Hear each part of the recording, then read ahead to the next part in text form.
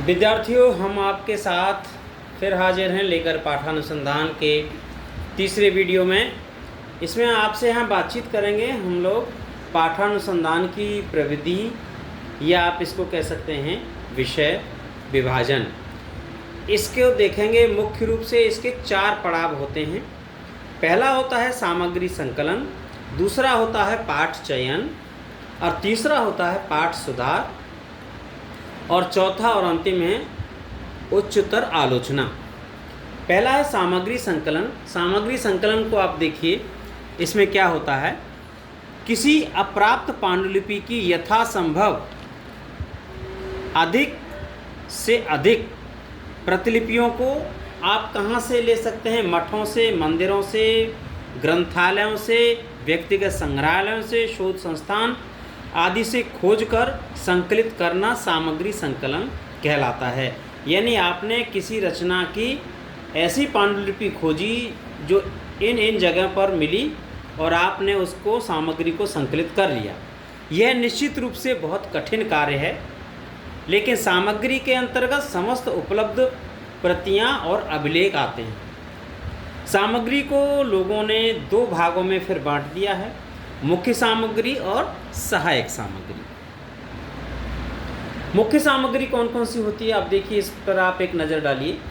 जिन हस्तलेखों में प्रस्तुत रचना का पाठ मिलता हो, यानी जो हस्तलेख हैं रचनाकार के, उनका पाठ जिसमें मिलता है, उससे आप कह सकते हैं ये मुख्य सामग्री है। इसके अंतर्गत हस्तलिखित प्रतियां आती हैं जो छपने से पहले हाथ से लिखी गई हों, क्योंकि नाम भी है इनका हस्तलिखित, यानी हाथ से लिखी हुई प्रतियां। ये प्रतियां कहाँ कहाँ मिलती थी, कैसे कैसे मिलती हैं, आपको देखिए। कहीं तो ताड़पत्र पर, कहीं कपड़े पर, कहीं पत्थर पर, कहीं दीवारों पर, कहीं कागज़ पर आदि स्थान पर लिखी हो सकती हैं। आज भी बहुत सारी रचनाएं आप देखेंगे तो जैसे मान लीजिए कहानी है, नाटक है, निबंध है, संस्मरण है, कोई ऐतिहासिक घटना है, डायरी है आदि। ये सारी चीज़ें, इस तरह की चीज़ें आपको अधिकांशतः देखने को मिलेंगी। अजमेर के एक राजपूताना संग्रहालय है, वहाँ पर भी इस तरह की चीज़ें आपको देखने को मिलती हैं जो पत्थर पर उत्कीर्ण की गई हैं। हस्तलिखित प्रतियाँ चाहे वे मूल पाठ को सुरक्षित रखती हों या पाठ प्रमाद एवं प्रक्षेपों के कारण भ्रष्ट हों, वे मुख्य सामग्री के अंतर्गत ही आती हैं। यानी ये कह रहे हैं कि जो जितनी भी प्रतियां होती हैं जो हाथ से लिखी गई हैं, वे मूल पाठ के अंतर्गत ही आती हैं। मुख्य सामग्री को 3 भागों में फिर बांट दिया गया है। वो 3 भाग कौन कौन से हैं? एक है स्वहस्तलेख,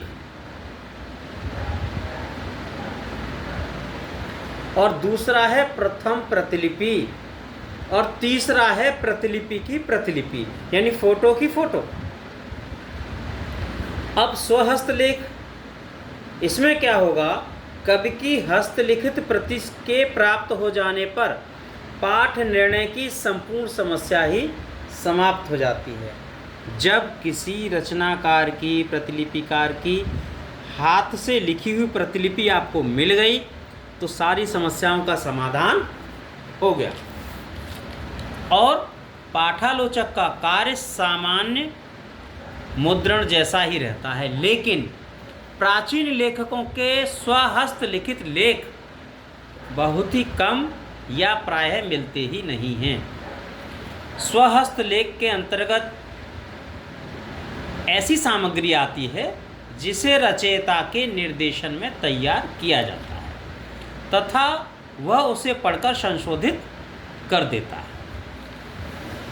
जैसे मानस के विषय में ये बात है कि मानस की श्रावण कुंज, अयोध्या की प्रति के संबंध में लोग मानते हैं कि उस पर किए गए संशोधन स्वयं तुलसी के थे। उसकी रचना तिथि को कुछ लोग बताते हैं कि 1661 विक्रम है, प्रमाणित करने का प्रयास करते हैं।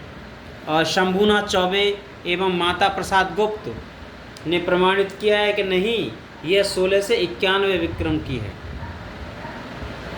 इसका संशोधन तुलसीदास का नहीं है, क्योंकि यदि ऐसा होता तो वे स्वहस्तलेख प्रतियां कही जाती और इनका संपादन का जो मूल्य है, जो कीमत है, बहुत अधिक होता है। इस प्रकार की प्राप्त सामग्री में संपादक का कार्य प्रायः कम होता है। वह पत्र पत्रिकाओं के संपादकों की भांति लेखक की मात्रा, शब्द आदि सामान्य भूलों को सुधार देता है। अब यहाँ देखिए, इसका जो दूसरा पड़ाव है वह है प्रथम प्रतिलिपि। जिस प्रतिलिपि का आदर्श रचयिता की मूल प्रति ही हो उसे प्रथम प्रतिलिपि कहा जा सकता है। यानी जो आदर्श रचयिता की मूल प्रति है उसी की वो कॉपी हो, यह एक से अधिक भी हो सकती है। अब इसका तीसरा बिंदु है, तीसरा पड़ाव है प्रतिलिपि की प्रतिलिपि।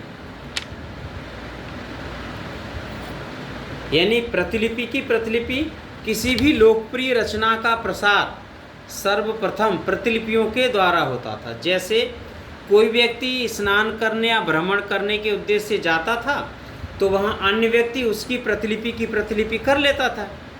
यह परंपरा बहुत समय तक चली। इस प्रकार की प्रतिलिपियों में स्वाभाविक रूप से अनेक विकृतियों का आना संभव है। मान लीजिए कि मूल प्रति आ है और उसकी प्रथम प्रतिलिपि ब है तथा उस प्रतिलिपि की अवान्तर प्रतिलिपि स है। यदि ब और स के प्रतिलिपिकार क्रमशः 5-5% गलती करें तो उनकी शुद्धता इस प्रकार होगी। जो आ वाली मूल प्रति है वह 100% शुद्ध होगी, यानी 100% वह शुद्ध होगी। जो ब नंबर की प्रथम प्रतिलिपि है उसकी शुद्धता 95% होगी, 95% प्योर। और स जो है प्रतिलिपि, जो प्रतिलिपि की प्रतिलिपि है उसकी जो शुद्धता है वो 90% शुद्ध होगी, यानी 90% प्योर होगी। ठीक, इसको और स्पष्ट रूप से समझिए। जैसे मूल प्रति के दो भाग करेंगे, ख और ग। ख के फिर होगा एक घ होगा और एक ट होगा, फिर गा का फिर रा होगा, एक ल होगा। इस प्रकार की भूलों से कभी कभी रचनाएं इस प्रकार बदल जाती हैं कि वे मूल पाठ से मिलती ही नहीं हैं। जैसे पृथ्वीराज रासो के बाह्य स्वरूप बड़ा होगा, मध्य होगा, लघु होगा, लघुतर होगा, 4 प्रकार की प्रतिलिपियां इसका उदाहरण हैं। जैसे महाभारत सबसे पहले जय काव्य के नाम से जाना जाता था, फिर भारत काव्य और अंत में महाभारत के नाम से विख्यात। ठीक है, पाठ की शुद्धि और मिश्रण के आधार पर प्रतियों के भाग किए गए कि जो जितनी प्रतियां होती हैं। पहली होगी शुद्ध पाठ की प्रतियां, दूसरी होगी मिश्रित पाठ की प्रतियां। तो विद्यार्थियों, आपसे हम फिर इन पर विस्तार से आगे चर्चा करेंगे इसके अगले वीडियो में। बने रहिएगा हमारे YouTube चैनल पर। फिर मुलाकात होगी एक नए वीडियो के साथ। तब तक के लिए नमस्कार।